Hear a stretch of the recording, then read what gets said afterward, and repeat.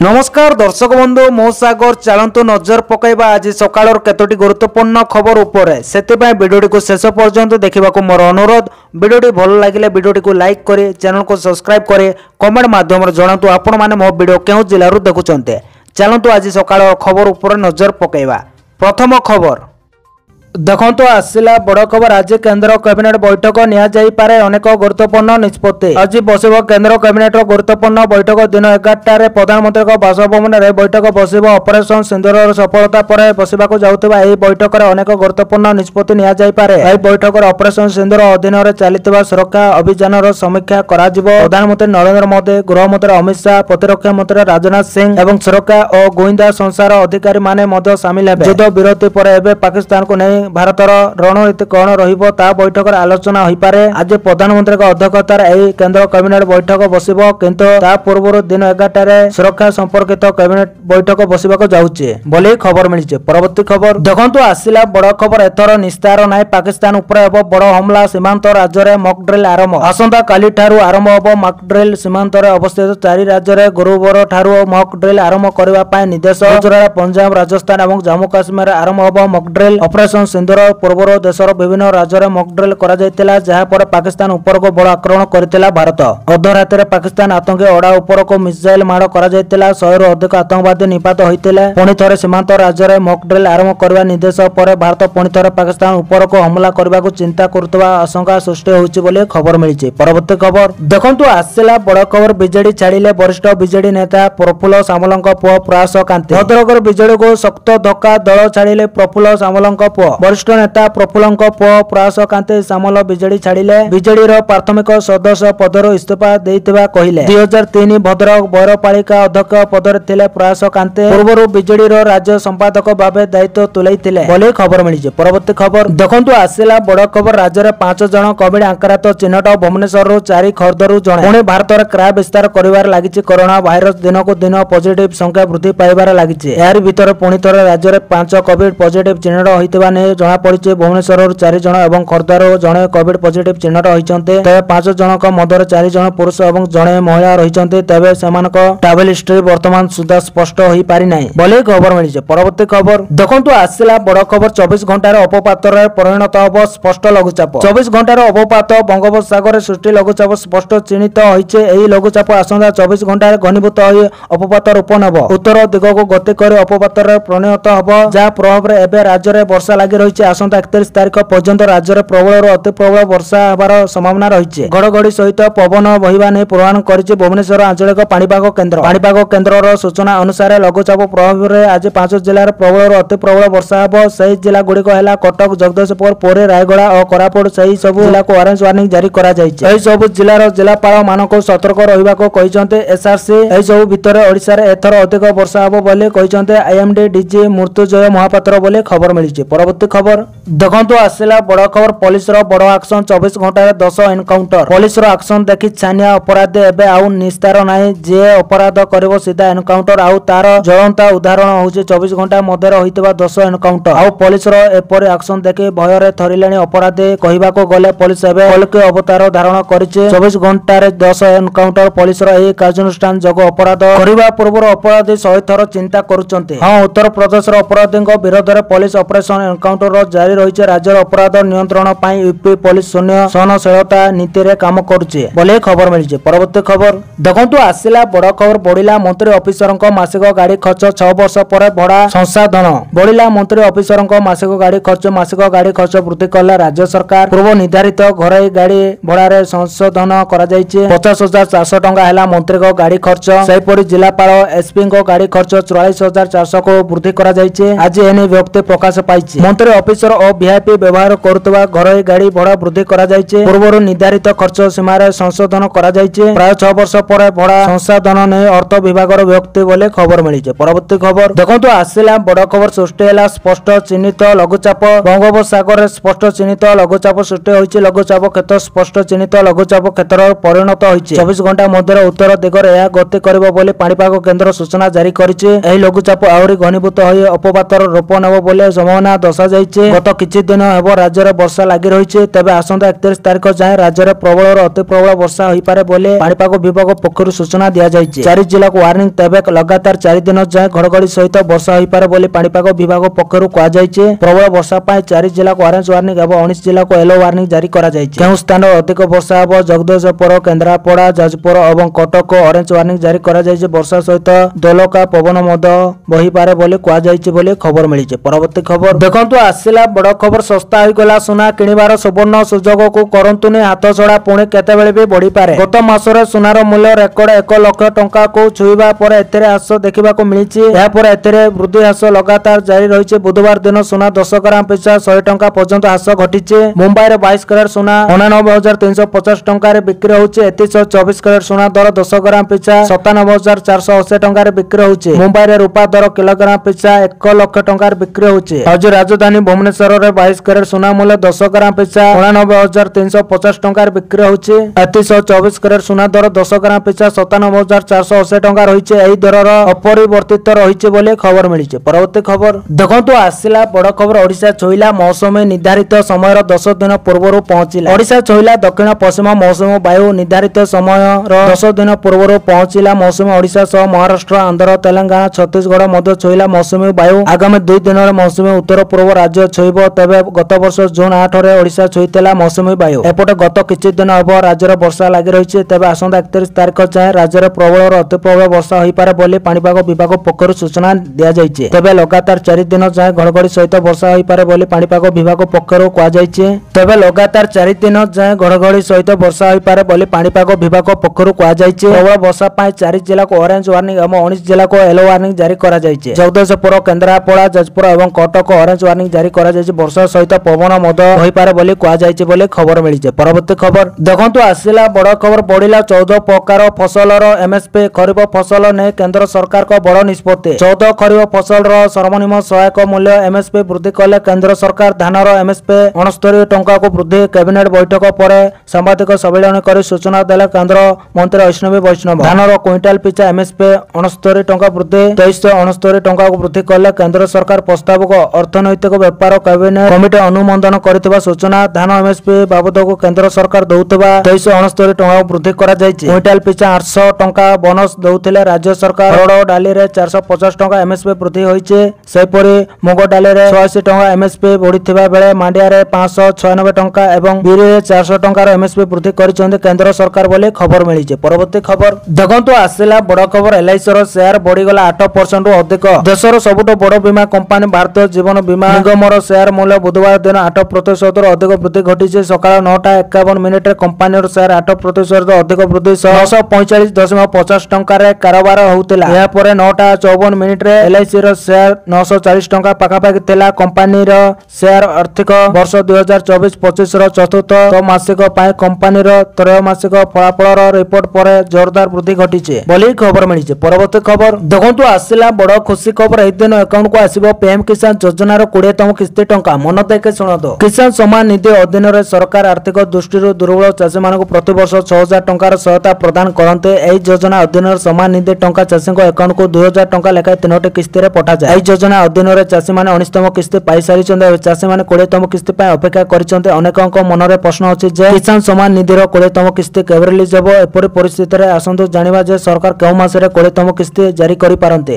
ଆପଣମାନେ ଜାଣିଥିବେ, ଫେବୃଆରୀ 24 ତାରିଖରେ ପ୍ରଧାନମନ୍ତ୍ରୀ ନରେନ୍ଦ୍ର ମୋଦି ଚାଷୀଙ୍କ ଆକାଉଣ୍ଟକୁ 19ତମ କିସ୍ତିର ଟଙ୍କା ପଠାଇଥିଲେ। ଅଧିକ ସମୟ ବିତିଗଲାଣି ଏବଂ ଏବେ ଚାଷୀମାନେ ପରବର୍ତ୍ତୀ କିସ୍ତି ପାଇଁ ଅପେକ୍ଷା କରିଛନ୍ତି। ଯଦି ଗଣମାଧ୍ୟମଙ୍କ ରିପୋର୍ଟକୁ ବିଶ୍ୱାସ କରାଯାଏ, ତେବେ କେନ୍ଦ୍ର ସରକାର ଆସନ୍ତା ଜୁନ୍ ମାସରେ ପ୍ରଧାନମନ୍ତ୍ରୀ କିଷାନ ସମ୍ମାନ ନିଧି ଯୋଜନାର 20ତମ କିସ୍ତି ଜାରି କରିପାରନ୍ତି ବୋଲି ଖବର ମିଳିଛି। ପରବର୍ତ୍ତୀ ଖବର ଦେଖନ୍ତୁ, ଆସିଲା ବଡ଼ ଖବର। କୋଭିଡ ନେଇ ଆଜି ବଡ଼ ବୈଠକ। ଦେଶରେ କୋଭିଡ ସ୍ଥିତି ନେଇ ଆଜି ବସିବ ଗୁରୁତ୍ୱପୂର୍ଣ୍ଣ ବୈଠକ। ଆଜି ଦିନ 12ଟାରେ କେନ୍ଦ୍ର ସ୍ୱାସ୍ଥ୍ୟ ମନ୍ତ୍ରାଳୟ ପକ୍ଷରୁ ଏହି ବୈଠକ ବସିବ। ଏଥିରେ ଅଧ୍ୟକ୍ଷତା କରିବେ କେନ୍ଦ୍ର ସ୍ୱାସ୍ଥ୍ୟ ସଚିବ। ଭିଡିଓ କନଫରେନ୍ସିଂରେ ପ୍ରତି ରାଜ୍ୟର ସ୍ୱାସ୍ଥ୍ୟ ସଚିବ ଏବଂ ଅଧିକାରୀ ସାମିଲ ହେବେ। ଦେଶରେ ବ୍ୟାପୁଥିବା 2ଟି ଭ୍ୟାରିଏଣ୍ଟରେ କେବଳ ଥଣ୍ଡା ଖାସ ଲକ୍ଷଣ ଦେଖାଯାଉଛି। ରାଜ୍ୟରେ ଚିହ୍ନଟ ହୋଇଥିବା ଜଣେ ଆକ୍ରାନ୍ତଙ୍କ ସ୍ୱାସ୍ଥ୍ୟାବସ୍ଥା ଭଲ ରହିଛି। ଦେଶର ସ୍ଥିତିକୁ ଦେଖି ରାଜ୍ୟ ସ୍ୱାସ୍ଥ୍ୟ ବିଭାଗ ସମ୍ପୂର୍ଣ୍ଣ ପ୍ରସ୍ତୁତ ଥିବା କହିଛନ୍ତି ଜନସ୍ୱାସ୍ଥ୍ୟ ନିର୍ଦ୍ଦେଶକ। ଏପଟେ ଭୟଭୀତ ନ ହେବାକୁ ରାଜ୍ୟବାସୀଙ୍କୁ ଜନସ୍ୱାସ୍ଥ୍ୟ ନିର୍ଦ୍ଦେଶକ ପରାମର୍ଶ ଦେଇଛନ୍ତି। ସେପଟେ ଚିନ୍ତା ବଢ଼ାଇଲାଣି ଦେଶରେ 6 ସଂକ୍ରମିତଙ୍କ ମୃତ୍ୟୁ। ମହାରାଷ୍ଟ୍ରରୁ 3, କେରଳରୁ 2 ଓ କର୍ଣ୍ଣାଟକରେ ଜଣଙ୍କ ଜୀବନ ନେଇଛି କରୋନାର ନୂଆ ଭ୍ୟାରିଏଣ୍ଟ Gen.1। କେନ୍ଦ୍ର ସ୍ୱାସ୍ଥ୍ୟ ମନ୍ତ୍ରାଳୟର ସୂଚନା ଅନୁସାରେ ସବୁଠୁ ଅଧିକ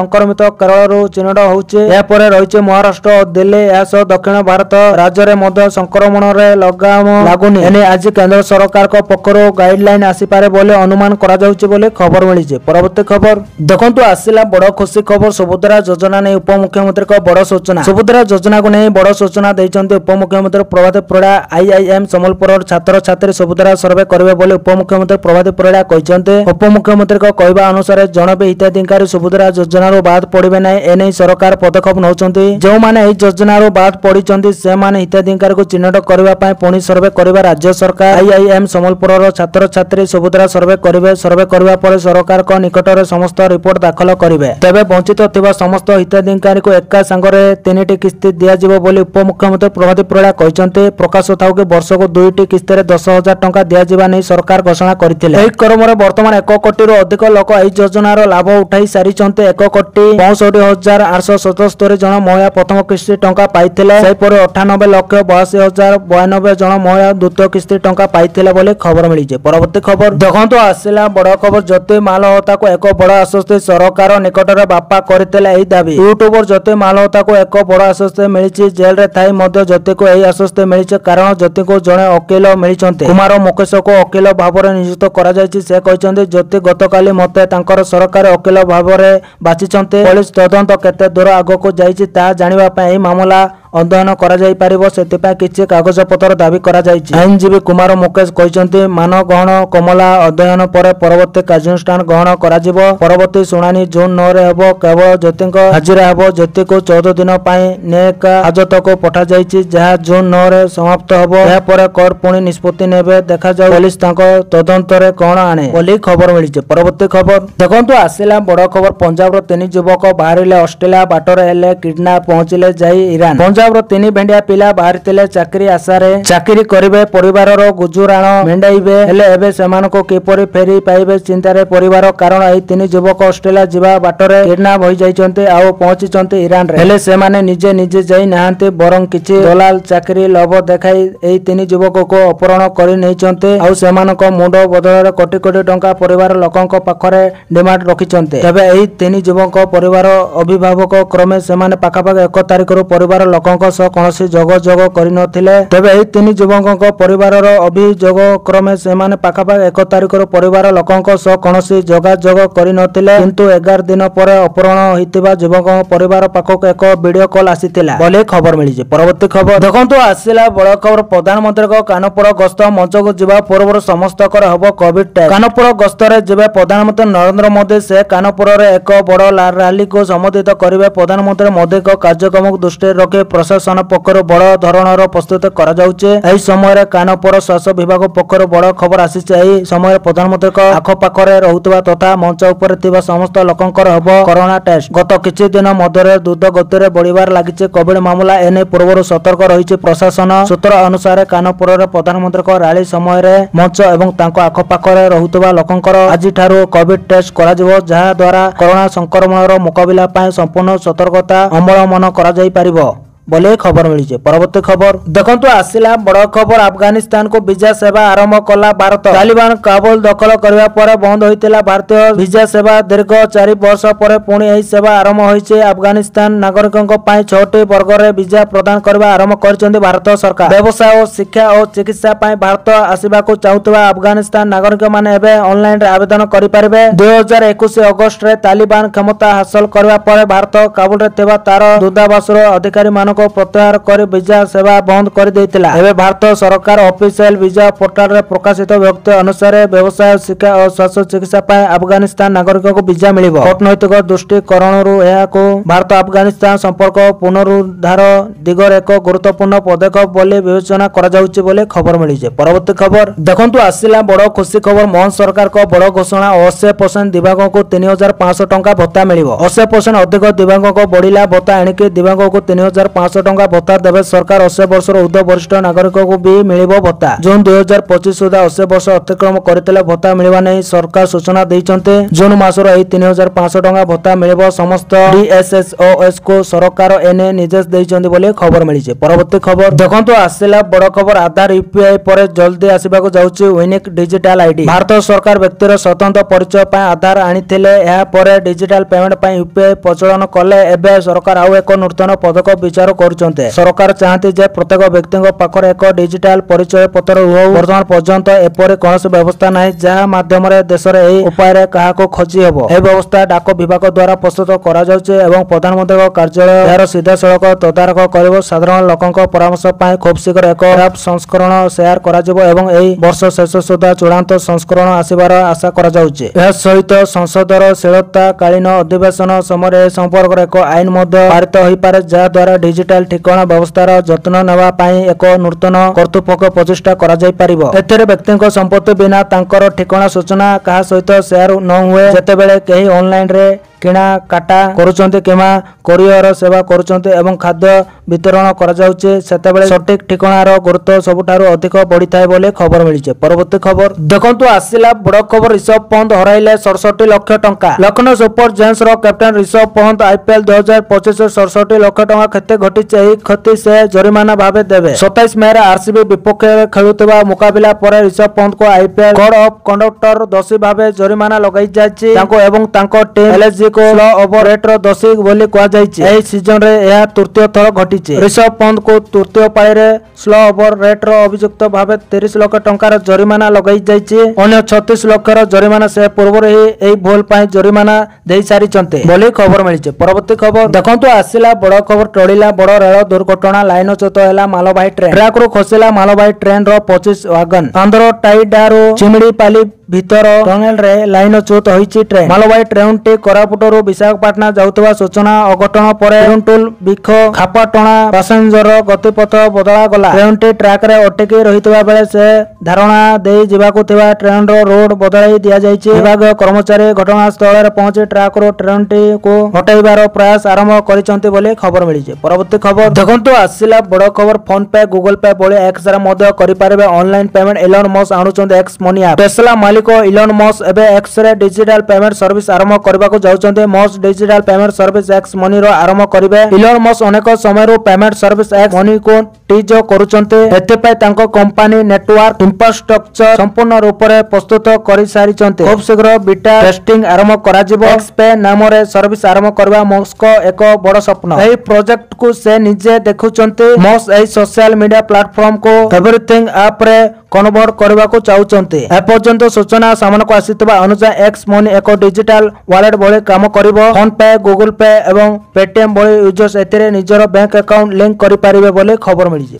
तो दर्शक बंधु ए आज सकाळर केतोटी गुरुत्वपूर्ण खबर। जदि वीडियोटी भल लागिছে लाइक करबा सहित हम चैनल को सब्सक्राइब करंतु आ वीडियो को शेयर करंतु। वीडियोटी संपूर्ण देखिथिबारु आपण मानको बहुत बहुत धन्यवाद।